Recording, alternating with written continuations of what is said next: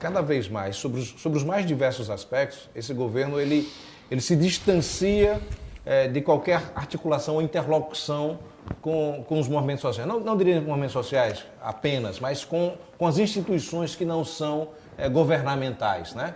Por exemplo, parece que espera-se uma iluminação, algum vestal ali do governo vai tirar da cartola uma alternativa e impor. É um governo que não me parece muito preocupado em estabelecer essa articulação, construir propostas, discutir, né, e ter na ponta algo construído a partir, digamos, de um possível consenso. Não, o que tem sido visto já era assim com o ex-ministro, com o Vélez Rodrigues, né, e com o atual Abraham Weintraub, isso ficou mais agressivo, né?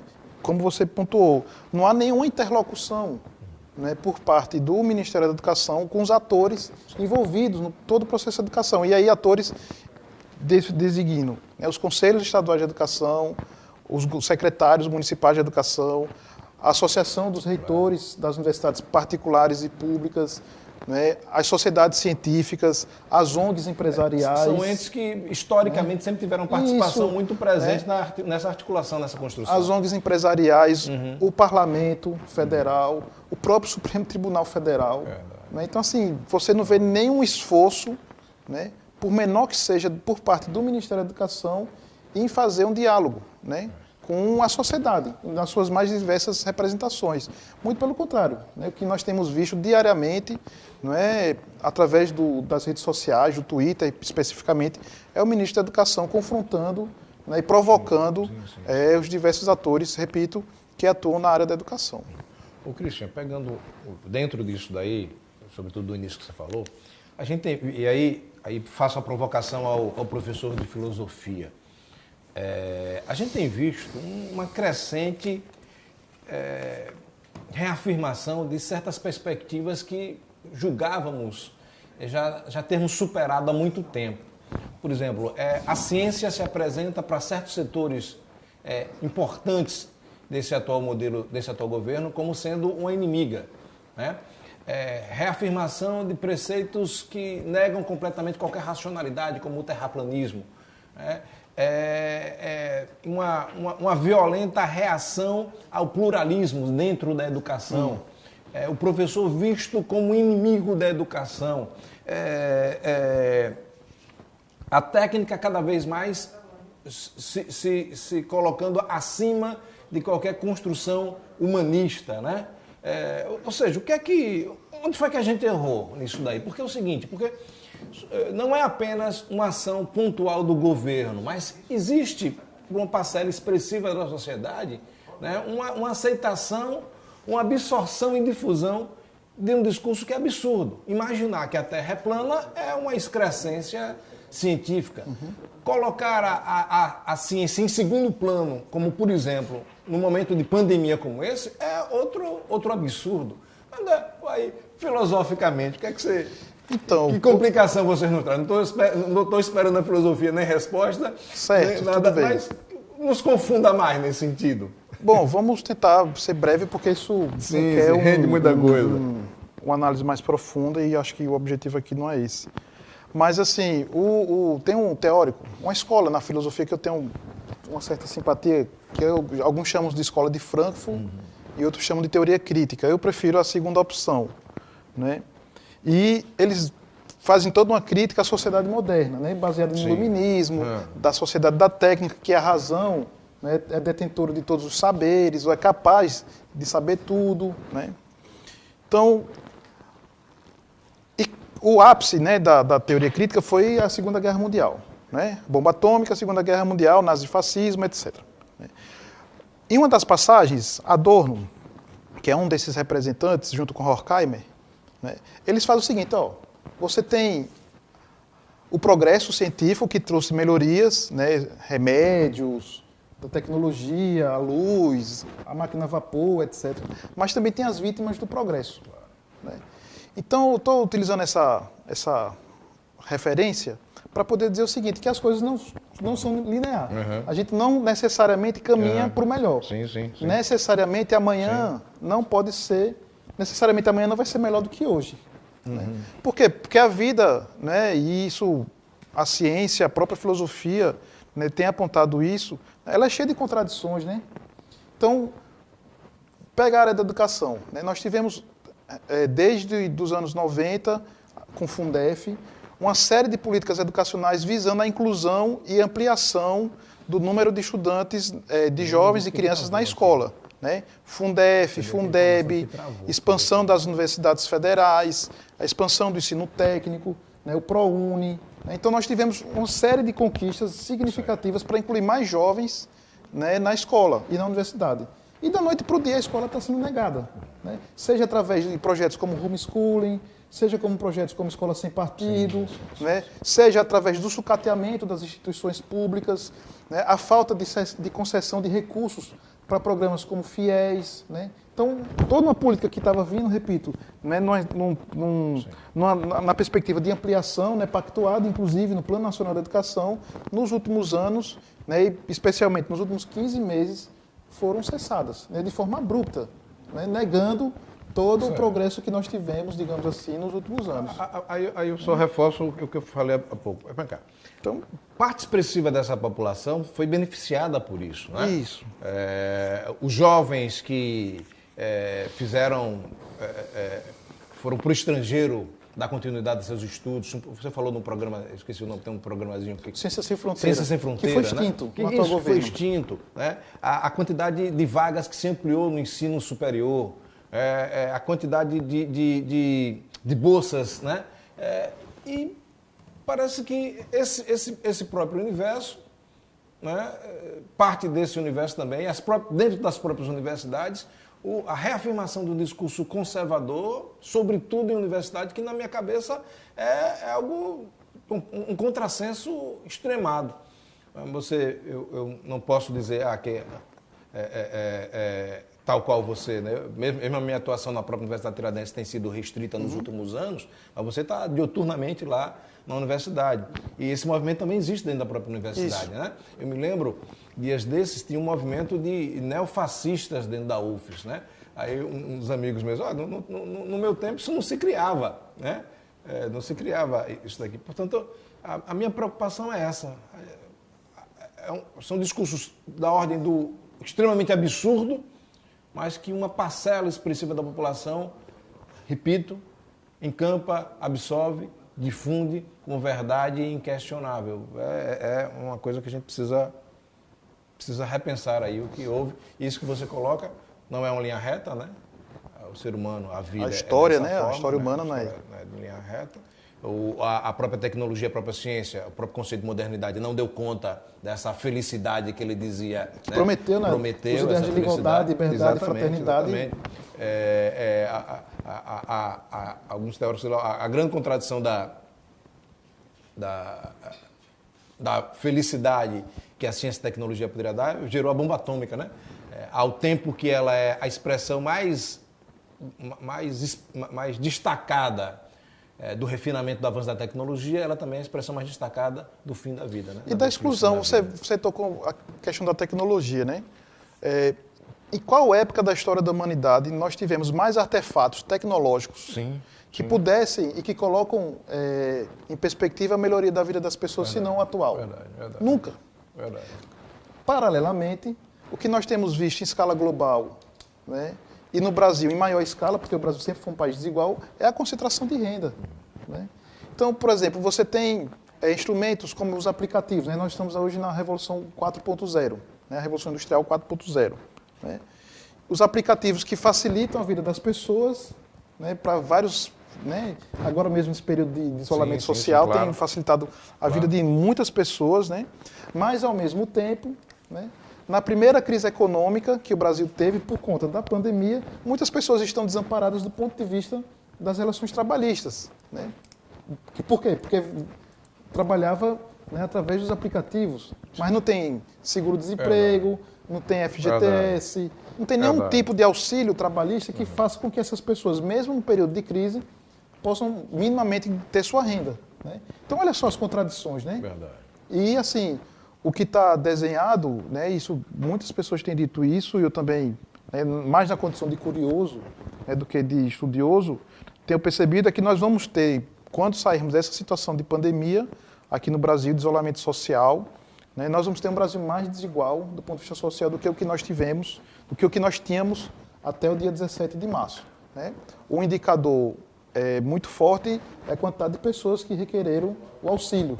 Né? E hoje o ministro Paulo Guedes, da Economia, já sinalizou a possibilidade de prorrogar esse auxílio, não mais no valor de R$600, como é hoje, mas no valor de 200. Ou seja, até o próprio governo já admite, que ele não admitia há poucos dias, que vai ter a necessidade de expandir e de manter esse programa, né, para dar subsídio a um universo gigantesco de brasileiros que não têm o que comer, não têm renda. Né? O Christian coloca aspectos aí que são muito, muito importantes e que nos impõem reflexão sobre essa nossa realidade. Portanto, o bom da filosofia é isso, né? Ela não espere as soluções, mas espere mais provocações. Ô, Christian, eu queria entrar aqui no aspecto que foi muito da chamada nossa para essa live, que diz respeito aí ao Enem. Certo. Nós perguntamos lá por que adiar o Enem, né?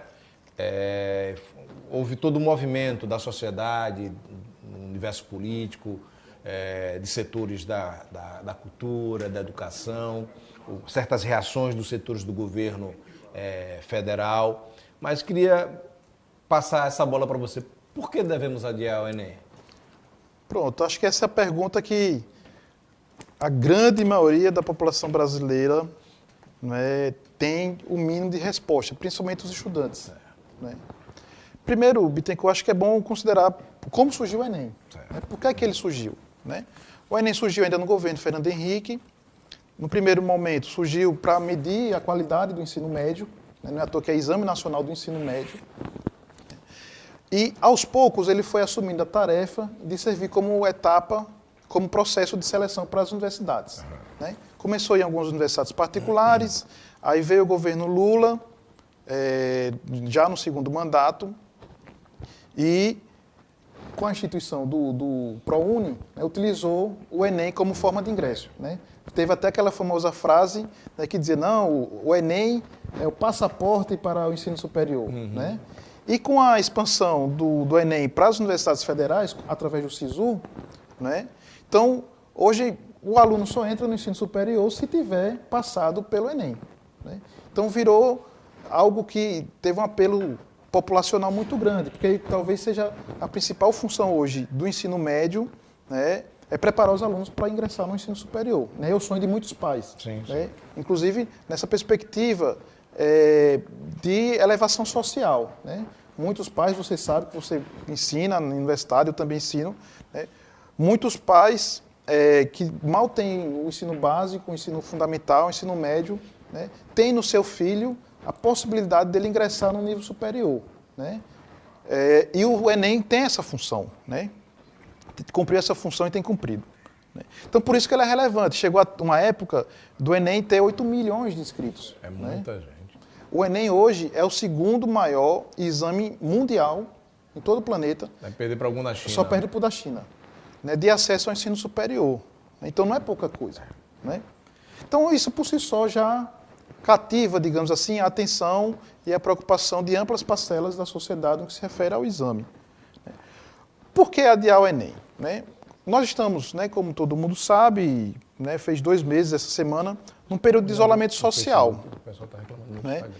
E no caso do isolamento social, a primeira área que foi impedida, digamos assim, de seguir o seu ciclo natural, normal, digamos assim, foi a escola, né?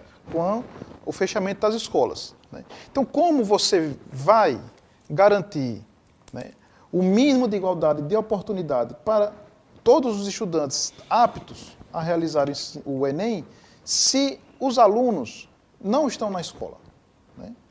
É bom frisar que a escola, essa escola que nós conhecemos, que é a escola moderna, né, ela foi criada com um grande objetivo. Né?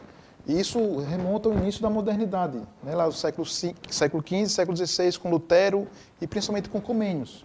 Né, e depois com a Revolução Francesa, quando a educação se tornou um direito de todos. Né? Ensinar tudo a todos. Então, para isso, precisou criar uma instituição, que é o que nós chamamos de escola, né, para poder permitir que as parcelas jovens e infantis tivessem acesso ao conhecimento. Né? Então, a escola tem esse papel de transmissão do conhecimento. Né? Então, quando a escola deixa de funcionar no seu período normal, né? Os jovens que almejam entrar no ensino superior perdem o seu principal mecanismo de ter acesso ao conhecimento, que é a escola, com todos os problemas. Né? Não estou aqui querendo dizer também que é outra questão, né? Deixar bem registrado. Né? Nós não tínhamos, antes da pandemia, a escola perfeita dos sonhos. Claro, Né? Correto. Tinha disparidade, tem disparidades nas escolas, né? Relação público-particular, dentro da rede pública, né? Porque você tem os institutos federais, o colégio de aplicação, tem os colégios estaduais, e até dentro das escolas estaduais, você tem escolas em tempo integral e escolas com ensino regular. Chamados centros de excelência. Então você já tinha um processo que não era tão igual, né, para todos. Mas mesmo assim, o Enem e a escola permitiu o mínimo de condições iguais de disputa, né, porque é uma seleção, né, é um exame, né, que vai definir o destino de muitos jovens. Né? Então, por conta disso, quando você tira da escola o locus de difusão do conhecimento, né, os alunos que almejam esse conhecimento para poder ingressar no ensino superior se sentem prejudicados. E, naturalmente, eles vão solicitar o adiamento do Enem. Eu li um artigo seu que tratava exatamente da propaganda que o governo federal fez acerca dessa coisa da manutenção do Enem. Isso. Reduzindo a circunstância individual do candidato, do aluno, a capacidade ou a possibilidade de ser aprovado ou não, né? É como que o discurso tem competência, se estabelece, se esforça e consegue e tal, né? Você faz lá uma crítica disso. Em que medida essa propaganda, você está um pouco ali no artigo, você consegue fazer leitura dessa ideia de governo, que o governo pensa sobre esse Enem? Porque, por exemplo, agora eles já anunciaram, depois de toda a movimentação social, depois da aprovação lá no Senado, anunciaram que vai fazer a alteração da data. Isso. Né?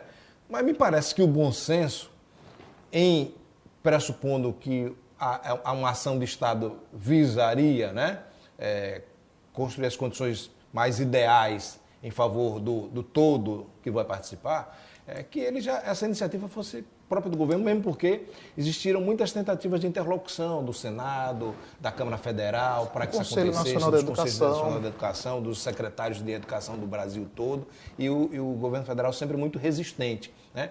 Aí, voltando à propaganda, em que medida você consegue enxergar aquela propaganda como sendo muito reflexo do espírito desse governo acerca do que é Enem, do que é educação? Então, essa pergunta é muito pertinente, né? Porque a propaganda e toda a ação que o Ministério da Educação tem feito em relação ao Enem reflete o que o presidente e seus assessores próximos, inclusive o ministro da Educação, têm dito desde o início da pandemia no Brasil. Qual é a principal tese? A negação. Que é uma gripezinha, que é um resfriadozinho. Disse que no Brasil a pandemia já estava passando, já estava acabando, que não é nada disso, né? Vamos tomar um remédio, né, que não tem nenhuma comprovação científica da sua eficácia, né? Para quem for contaminado, toma esse remédio que fica bom. Ou seja, o Ministério da Educação refletiu, né, e tem refletido, né, até ontem, fazer essa demarcação temporal, esse pensamento. E a propaganda, me parece que é uma espécie de ápice, um coroamento, né, dessa forma de pensar, né, a realidade social. O ministro da Educação, Bittencourt, chegou ao absurdo de dizer que a tarefa do Enem não era fazer inclusão social. E ainda antes disso, ele disse esses dias, essa semana passada, se eu não me engano. E antes já tinha dito, né, que a tarefa do Enem era selecionar os melhores. Ora, se o objetivo de prova for selecionar os melhores, então eu não sei, por exemplo, o que é que o ministro está fazendo onde ele está, né? Porque ele sempre trabalhou na iniciativa privada, no setor de previdência, né, de contabilidade. O concurso que ele passou na Universidade Federal de São Paulo, a Unifesp, é um concurso que sofreu processo, né, até ser arquivado pela reitoria da universidade. Né? Até onde eu sei isso, eu tive a oportunidade de conversar com colegas que ensinam lá na Unifesp. Né, e conheci alguns alunos também lá de Economia e de Contábeis, que é o curso dele. Ele é do departamento de Economia? De Economia. De Contábeis. Ele não era um bom professor, né, muito pelo contrário. Né? Então, assim, é uma pessoa sem nenhuma relação com a educação e caiu lá de paraquedas. Né? Então, acho que o ministro não é a melhor pessoa para falar em competência, né, em educação. Ele pode ser competente em outra área e deve ter méritos. Né? Mas, assim, então esse é o primeiro aspecto. Né?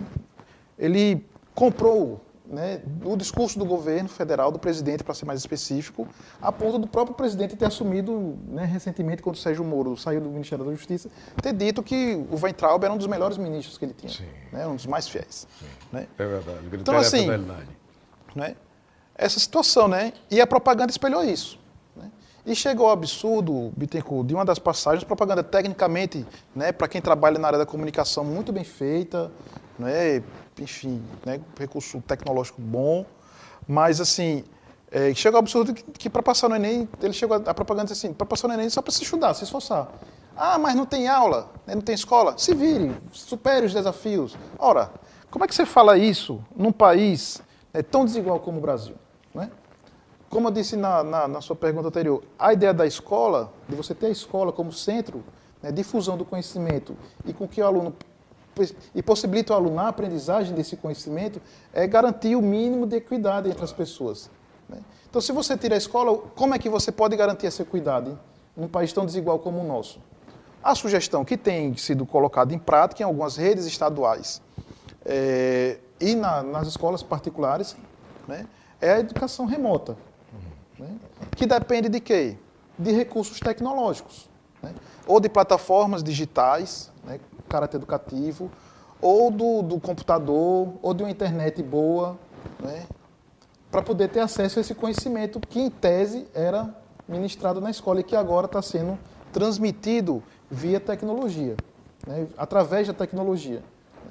Então, quando você fala, se vire, né, que parece que só faltou dizer isso na propaganda, se esforce, supere os desafios, né, como tem lá uma das frases lá da propaganda, como é que você vai dizer isso para um menino, entendeu? Pobre, né, que não tem computador em casa, que muitas vezes divide um cômodo, né, com não sei quantos irmãos, com o pai, com a mãe, que provavelmente estão desempregados porque a mãe é diarista, o pai tem um trabalho informal, né, já não tem um emprego por conta da pandemia.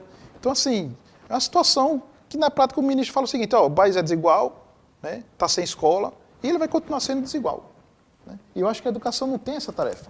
Né? A tarefa da educação, entre outros aspectos, é contribuir num país, principalmente num país como o Brasil, né, na diminuição da desigualdade social. Né? Por isso que ela tem que ser para todos. Né? E tem que ser de qualidade para todos. Você comenta, você tem um artigo daqueles publicados lá nas redes, que o título é Educação contra a Barbárie. Isso. Não é verdade? É óbvio que educação. Aí você também tem um desses que você fala lá sobre a relação, a ideologia e educação, cita lá, trata dos marxistas, conversa lá sobre o Althusser, educação como aparelho ideológico do Estado. Mas há de se esperar nesse modelo de governo que a gente tem, algum outro projeto de educação que não seja esse. Ele está sendo muito fiel ao que ele se apresenta quanto governo, né? Ele está sendo muito fiel ao que ele se apresenta quanto perspectiva de entendimento de mundo. E está sendo muito agressivo na desconstrução da educação como elemento que talvez seja um impedimento da terra arrasada, né, que ele coloca. Portanto, contra essa barbárie que a gente vive hoje, eu repito, é a barbárie sobre os mais diversos aspectos, certos fundamentos civilizacionais estão sendo negados, né, por entes públicos que deveriam, mesmo pensando o contrário, ter a hombridade de, ao menos publicamente, nunca dizer coisas como tem dito, como o próprio presidente da República. Mas em que medida a gente ainda pode esperar dessa educação como instrumento contra essa barbárie que a gente vive? Em quais contradições são possíveis enxergar nesse modelo de educação que ainda possa se insuflar contra esse modelo do governo? Olha, eu acho que já ficou nítido logo nas primeiras palavras, né, que eu entendo que a sociedade ela é perpetuada, ela é recheada, digamos assim, por contradições. Né? Eu vou pegar um exemplo que aconteceu antes de ontem, né, que pode demonstrar o potencial libertador e emancipatório que a educação pode propiciar às pessoas. Né? Não sei se você assistiu, certamente os ouvintes, os telespectadores viram a entrevista de Felipe Neto na Roda Viva, que, né, repercutiu substancialmente na mídia, na sociedade, enfim. Né? E ele admitiu logo na primeira pergunta, né, os erros cometidos no passado, né, mais especificamente em relação a 2016, né, inclusive chamou de golpe, né, na ocasião, né, do golpe sofrido pela ex-presidenta Dilma, e ele falou algo que para mim ficou marcado. Ele disse mais ou menos assim: de 2016 para cá, eu estudei, fui atrás dos livros de história, de política e fui me informar. E através dessa leitura eu mudei meu ponto de vista. E hoje, né, quem acompanha as redes sociais, principalmente o Twitter, né, sabe que ele é um dos ativistas fundamentais na polêmica, na discussão pública, na opinião pública, contra as palavras ditas e defendidas e proferidas, né, do presidente atual do país, né, chamando, inclusive, de fascista várias vezes na entrevista, né, e defendendo uma frente ampla contra o fascismo. Né. Então, se aconteceu... mais avançado que do que muita gente, da política que eu conheço, inclusive. Do que muita gente. Tem muita gente da política que eu conheço. Do que muita gente. Né. Da política do nosso bloco. Mas para você ter ideia, né, como o acesso ao conhecimento pode claro. transformar as pessoas. Claro. Né. Então, em que pese, né, ter leituras estruturalistas como a de Althusser e de outros pensadores, Bourdieu, que também é um estruturalista, e outros, né, tem uma pegada estruturalista, não é estruturalista. Mas a escola, dentro do âmbito das suas contradições, pode servir também como espaço, né, de acesso, a partir do acesso ao conhecimento, demonstrar e apresentar para as crianças e para os adolescentes que é possível, né, construir um mundo com liberdade, com igualdade, né, com fraternidade, com distribuição de renda, né, uma sociedade humana, né, que tenha empatia, todos esses valores que as pessoas, né, mais civilizadas defendem. Então você acredita, né, ainda nesse discurso? Eu acredito. Acredita nessa ideia? Acredito. É importante. É importante que acreditemos. Claro. Ô Christian, você é forjado, digamos assim, na política dentro do movimento estudantil, né? Certo. Você militou lá no movimento secundarista, na UJS, você militou dentro da própria universidade também. Eu também sou disso, eu sou do tempo em que o movimento estudantil lá na universidade estava discutindo os problemas do Brasil e do mundo. A gente queria resolver os problemas da humanidade a partir do movimento estudantil. Mas eu queria, tendo em vista a nossa escola, como é que você tem enxergado esses movimentos sociais, sobretudo de juventude atualmente? Essa juventude é realmente mais protagonista, essa juventude está preocupada, a juventude foi engolida pelo discurso do mercado, essa juventude acha que tem algumas crises, Twitter, Instagram e Facebook estão se formando nisso e querem emitir opinião sobre o mundo a partir dessas referências. Como é que você enxerga esse universo que há bem pouco tempo atrás era seu universo, você ainda muito jovem, até mais tempo atrás era meu universo? Que comparação você pode fazer, se for possível, dessas gerações até o dia de hoje? Então, assim, primeiro, não cair no romantismo, né? Certo, claro. Achar que a geração de 68 foi a melhor de todas. Com saudade dela. Aí a sua geração que lutou pela democratização foi a melhor de todas. A minha, que foi a geração do impeachment, foi a melhor de todas. Aí logo após teve outra geração, né, de 2002, ali no início desse milênio, né, que também acha que não, ali foi... Acho que primeiro não cair em romantismo, né? Não ficar romantizando períodos históricos, né? Cada um, né, desses momentos foram importantes e cumpriram o papel, né, que a história registra muito bem, né? Agora, sim, eu estou na UFES desde o final de 2016, 2015, né? E eu vejo pouca atuação das entidades estudantis. Vejo muito, assim, eu também não saio procurando, certo? Não estou fiscalizando se estão fazendo, se não estão fazendo. Eu vejo muito o centro acadêmico do meu curso, de filosofia, né, que entre a gestão, essa gestão, eu vejo ele sempre fazendo atividades, organizando, mas eu não tenho acompanhado o movimento geral, né? Agora, eu sinto, mesmo nessa posição, né, à margem do processo histórico, digamos assim, do movimento estudantil, né, que está faltando ideias novas, né? Esses dias eu tenho visto, eu acompanho, por exemplo, o presidente da Uni, né, no Twitter, a presidente da NPG, que é uma amiga minha de longa data, né, a Flávia, né, que é a Associação de Pós-Graduandos, né, botafoguense, inclusive, Sim, sim. né, e tenho visto muitas palavras de ordens antigas, né, ou antigas nem tanto, muita negação, né. Ah, somos contra medida tal do governo, somos contra a medida tal do governo, que não deixa de ter seu aspecto positivo, porque ele demonstra um aspecto crítico a uma política. E acho que os movimentos sociais têm essa tarefa. Mas me parece, Bittencourt, que falta o caráter propositivo. Né? Tem um teórico da educação, ele é da história e da filosofia da educação, chamado Hermeval Saviani, né, conhecido, né, produção vasta no campo educacional em nosso país. Você foi aluno dele? Eu fiz o meu pós-doc com ele. Né? Fiz meu pós-doc com ele. Né? E ele tem um conceito herdado de Gramsci, com influência de Gramsci, que é o da resistência ativa. Né? Que significa, em curtas palavras, né? No primeiro momento você faz a crítica ao status quo, no caso a política pública, mas no segundo você propõe. Né? A ideia de Plano Nacional de Educação, por exemplo, no início desse milênio, lá no final dos anos 90, início dos anos 2000, surgiu nessa perspectiva. Porque a Constituição tinha aprovado, ou tinha indicado a LDB de 96, né, com Darcy Ribeiro, né, que foi o grande relator, e a LDB requereu a necessidade de ter um Plano Nacional de Educação. Então, na época, o que foi que a sociedade fez? Eu estou falando sociedade, o movimento estudantil, o movimento sindical, as entidades acadêmicas. Eles falaram, não, vamos preparar o nosso plano e vamos disputar o debate educacional. Então, teve uma proposta. E no final da votação, estava lá o plano da sociedade versus o plano do então presidente Fernando Henrique.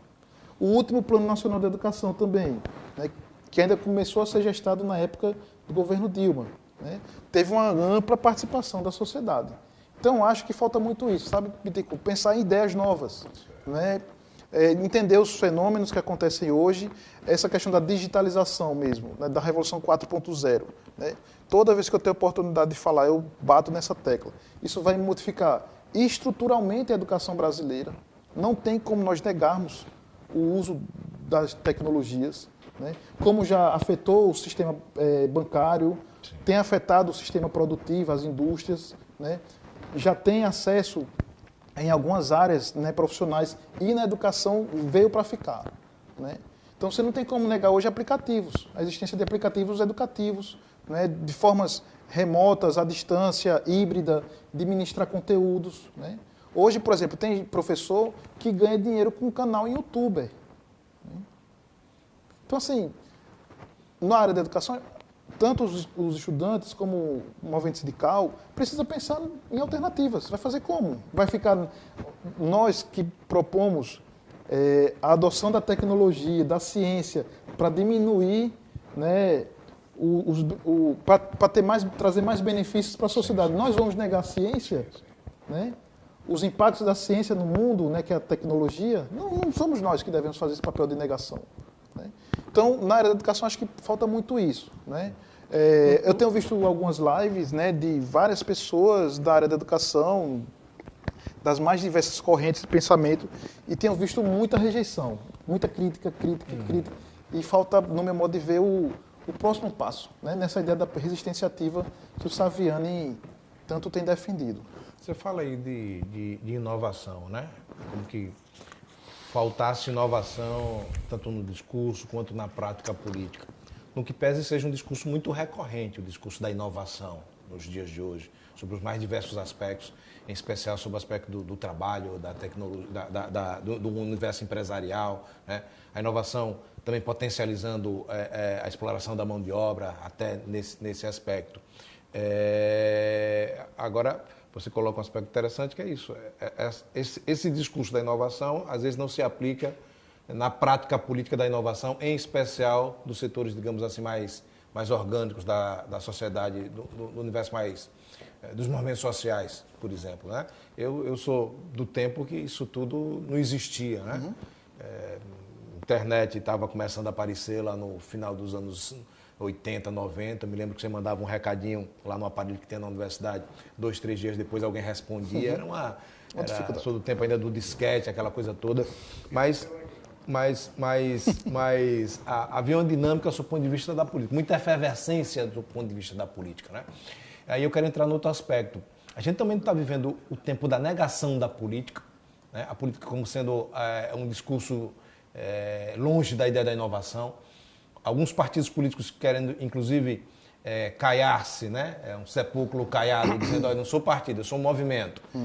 Aí não tem mais P não sei o quê. Eu sou isso, sou cidadania, eu sou novo, né? Isso também essa negação entra nesse bojo todo também, da própria política, porque a gente está vendo o seguinte, ó, na minha avaliação, são negações muito delicadas. Você negar a ciência, você negar a política, né? Negar a crítica, mesmo com todo o fracasso da modernidade, mas esses elementos representam avanços importantes e a gente deveria partir dele para adiante. A gente está retrocedendo. Aí o cara se apresenta, eu sou novo, eu não sou político, eu sou um gerente, eu sou um administrador, né? O cara é uma porção de coisa. Dias desses, eu não vou citar aqui o nome da figura, mas uma figura que já foi uma porção de coisa em Sergipe, ele disse que ele é um novo. Ele já foi... tudo, né? Ele já foi tudo. É um cidadão de mais de quase 70 anos, né? 60 e poucos anos, eu acho isso. Já foi não tem 70 ainda, não. Ele já foi, mas ele se apresenta como sendo o novo agora. Ele é contra esse modelo de política que existe. Ele já foi deputado estadual, já foi senador, já foi deputado federal, já foi uma opção de coisa. Como é que você está enxergando isso? Para a gente depois entrar no outro aspectozinho aí. Bom... 5 minutinhos, né? Bom, assim, de duas formas, né? Eu acho que o novo é sempre bem-vindo. Sim, né? claro. Estou falando assim, de forma geral. Né? Acho que o tempo muda, as coisas mudam e nós precisamos estar sempre num processo de autocrítica e de crítica, estar sempre oxigenando as práticas, as ideias, mas sem perder de vista um grande objetivo, né? Que é o bem-estar social, a distribuição de renda, a igualdade, né? A liberdade das pessoas, etc. Né? Então, acho que isso, nesse aspecto, acho que é válido, né, dizer que é novo, né? Embora independentemente da idade. Né? Sim, acho que as ideias que eu penso, que você pensa, que muitos dos nossos, das pessoas que estão assistindo hoje também pensam em ideias novas, né? Para um país que é atrasado em muitos aspectos, inclusive na educação.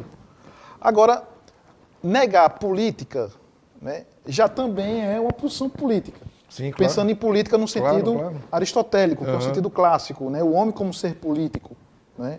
Socialmente político, naturalmente político, né? Já é uma posição política.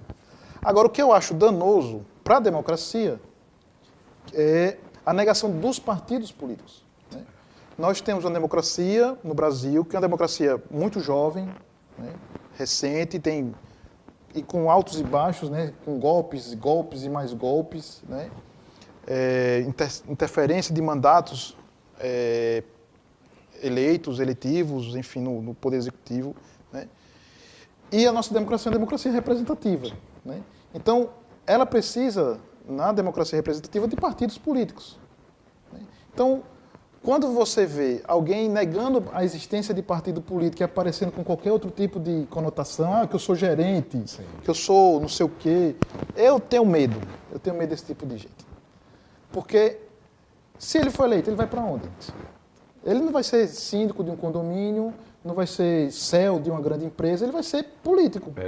E ele a luta e a pressão política estará ali no calcanhar dele diuturnamente. Inclusive, ele está negando um instrumento que pode viabilizar a eleição dele, que é o partido político. Exatamente. Né? Então, assim, numa democracia representativa como a nossa, você negar a existência de partido político é o que eu vou chamar assim, é o verdadeiro tiro no pé. Você está negando a si próprio. Né? E se a pessoa for coerente com o que está dizendo, ela nem devia participar do pleito. Claro. Né? Porque, repito, na democracia brasileira, que é a democracia representativa, você só chega a cargos públicos, executivo, legislativo, através de partidos políticos. Então, você negar a existência deles... Cristian, a gente está com pouco tempo já aí, né? Já. Você falou aqui de novo, de velho. Eu me lembrei o seguinte, o velho Bittencourt, meu pai... Está fazendo amanhã 95 aninhos. Ô, pega. Queria aproveitar aqui. Parabéns. Dar um abraço apertado, um cheiro. Aí, painho. Não vou poder estar aí lhe dando um abraço, velho, mas sinta-se abraçado aqui de longe, nesse discurso de velho e novo. O Christian conhece, meu pai era um militante desde a década de 40 do Partido Comunista e sofreu por ser isso, prisões de torturas na década de 50, 60 e 70, mas é um coração extraordinário. Uhum. Ele disse que o coração dele só está cansado de amar. Ô, filho da mãe. Alguém que não tem nenhum... Tá certo. Não traz consigo nenhum ódio nesse sentido. Mas só para encerrar, portanto, alguém que tem 95 anos já foi para muito enterro de amigos. E todos os enterros dos amigos ele discursava. Hoje já está mais debilitado, né? Ele discursava e era sempre um discurso ousado, progressista, um discurso de velho comunista. Portanto, pai, sinta-se abraçado. Infelizmente não vou poder amanhã aí dar um abraço, mas muita saúde, muita paz, isso é uma referência para todos nós. Christian, eu queria lhe entregar aqui uma coisa aqui que a gente fez aqui e queria desde já aí agradecer 5 minutinhos, né? Agradecer aqui o nosso querido o saco de presente, não é horrível, mas você abre aqui. Não tem problema não, é para abrir? Mas você já abre aqui. Na verdade é uma... Eita, pô, querido... tem que ter cuidado aqui para não quebrar. Né? Eu já escutei uma zoada aqui. Aí quebra. Nosso querido Edidelso deve estar nos assistindo aí, Edidelso, obrigado. Opa! Edidelso tem... Ave Maria, eu vou mostrar sim, certo? Da parceria. Eu vou mostrar sim. Ele faz aí, tá fazendo a charge dos nossos convidados. Não, mostra o outro lado também. Não, o outro lado vai ficar escondido. Uma charge aí. Não, vou mostrar, brincadeira. Vou aqui porque tem a camisa do Botafogo. Esse chargista extraordinário que sabe sintetizar numa imagem muitas coisas que a gente diz. Pronto, tá aí. Obrigado. Você com sua camisa do Botafogo. Claro. Um quadro aí com uma série de coisas que você já escreveu. Ave Maria, muita besteira. Título de artigos, né? Obrigado. Nesse sentido. Ótimo. Aí, Christian. Já tem destino nesse copo. Vai tomar. E vi que você toma muita cerveja, chopp também gosta, Um pouquinho. Eu não bebo não, mas confesso, na próxima encarnação voltarei bebendo. Vai ser uma das exigências minhas no retorno. Viu, Júnior? Faz bem. Eu acho um absurdo esse negócio, não beber. Eu não bebo. Eu acho um absurdo. Christian, é isso. A gente agradece aqui sua presença. Agradece as pessoas que participaram. A gente teve alguns probleminhas técnicos, em especial no Instagram. Muita gente dizendo que estava travado e tal aqui. Muita gente aqui parabenizando. Renato Nogueira, seu colega, contemporâneo, amigo aí da época do movimento estudantil. O Pedro aqui da SET. Muita gente aqui mandando um ok. Obrigado. E muita gente aqui dizendo que estava com dificuldade. O som estava travando, estava coisa assim, mas é a tecnologia, né? A gente McLuhan dizia lá que a gente inventa a tecnologia e fica refém dela. Isso daqui. Portanto, é isso. Agradecer. Você concluir aí. Não, eu agradeço também o convite, a oportunidade. Você imagina que para fazer uma live a tecnologia impede, imagine para difundir o conhecimento para as pessoas que, hora dessas, estão preocupadas em fazer o Enem. Exatamente. Mas, assim, Bittencourt, eu acho que você, como parlamentar, presidente de um partido importante aqui na capital, aqui no estado de Sergipe, quer dizer, acho que precisa a educação, as pessoas que estão envolvidas com a educação, pensarem o pós-pandemia. Né? Como vai ser a educação quando o Ministério da Saúde e os governos estaduais e municipais decretarem o fim do isolamento social? Acho que esse é o grande desafio e acho que os sindicatos, o movimento estudantil, a universidade precisam...